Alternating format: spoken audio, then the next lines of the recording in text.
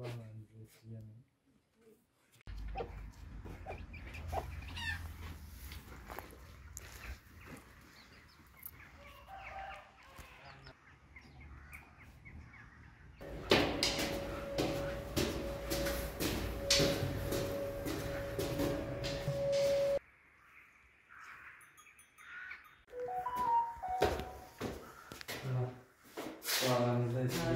ederim. Allah razı olsun. Aslıya dua et, tamam? Onu da al. Tamam. Çok selam söyle, tamam? Selam.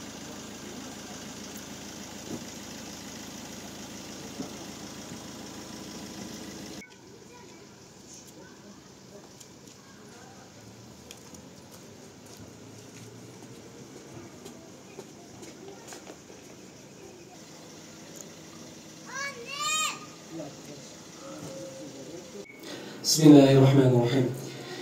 Merkezi Hollanda'da bulunan İHEBRA Uluslararası Yardım Organizasyonu'nun Karakoçan temsilcisi ve gönüllüsü olarak Allah'ın izni ve inayetiyle hayırseverlerin, yurt dışındaki hayırseverlerin ve Karakoçan'da bulunan hayırseverlerimize bizlere ulaştırdığı nakdi yardımları ve gıda yardımını ve birçok et yardımını Allah izin verirse Karakoçan'da bulunan yetim, ihtiyaç sahibi ve depremzede Malatya ve Adıyaman bölgelerinden gelen depremzede ailelere dağıtacağız. Rabbim hayırseverlerin hayrını kabul etsin. Rabbim hayırların dergah hizmetine kabul buyursun.